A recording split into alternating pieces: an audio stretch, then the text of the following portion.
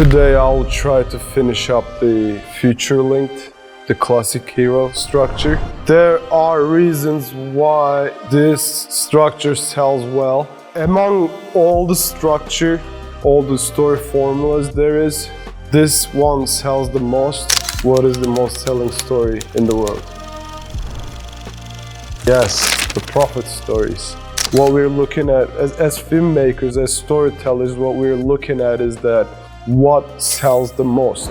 The story of Matrix, Harry Potter, whatever you can think of, it is based on the most selling book there is out there, which is Bible. It is the replica, the story of Jesus Christ. Story of Jesus is one of the many story structures there are. Jesus and Muhammad was orphans.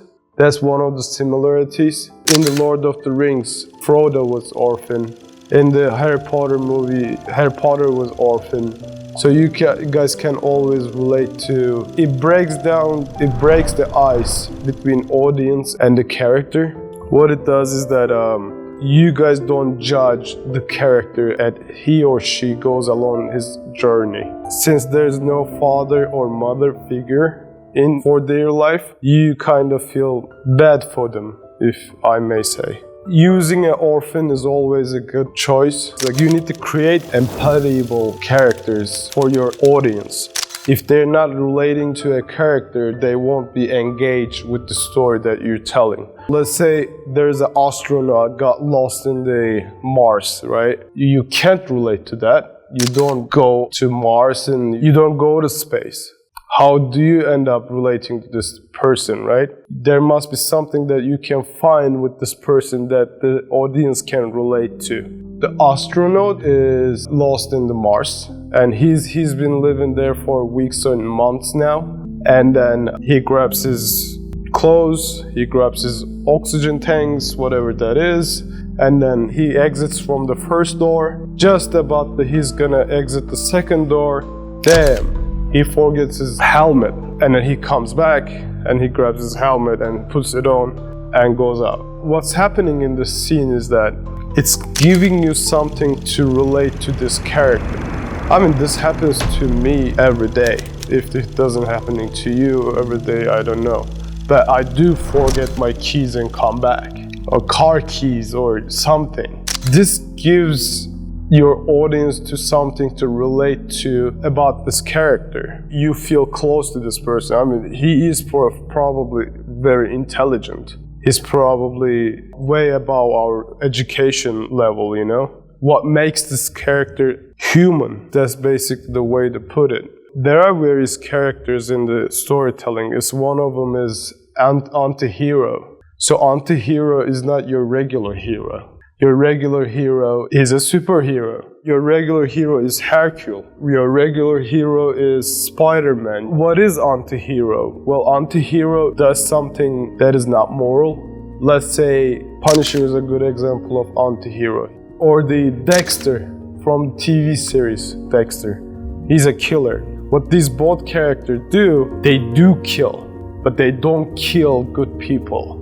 I mean, what they're doing is absolutely wrong. When we're listening to their side of the story, it gives them, you see their point of view. They do it for good reasons. As long as they have a good reason, audience will tag along. I mean, they might like the character, that's true. Antihero usually works because, like, what you expect from these people to end up doing is that as a personal development, you expect them to redemption or some kind of change, such as they learn their lesson and they don't kill anymore, I guess. There is a good example of Antihero. It's a Bad Santa.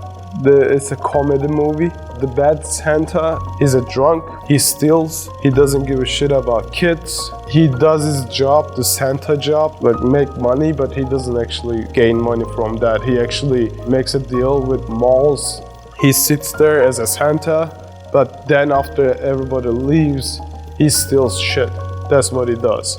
One kid shows up one day and he says something that warms his heart. It shows that he has a heart. Just a glimpse of light that all we need to see. Because like there are anti-heroes in life, and like although they're like angry, drunk, whatever they are, like 90% of the time, but only like let's say 5 or 10% of the time that we see them, they're nice.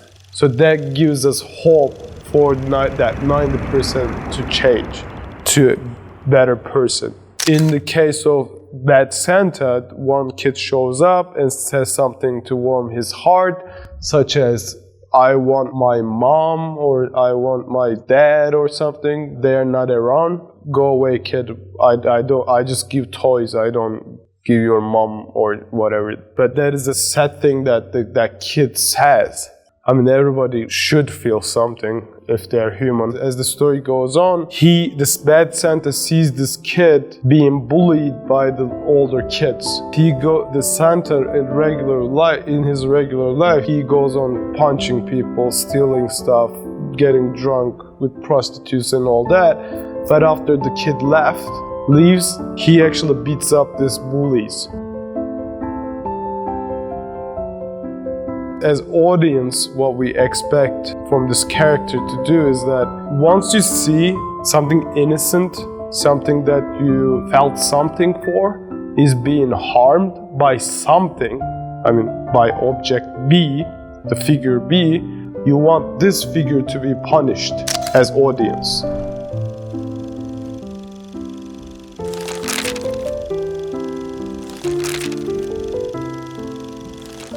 The reason that you felt something for this kid, it makes this figure, it's a piece of you. If you can relate, it means you find something in yourself. You kind of like connect the feeling towards it, towards this object or figure, towards this human. That's why you want to harm the person that harms this object. Giving your audience to something to relate to about your characters are really important, and Antihero is proof of that.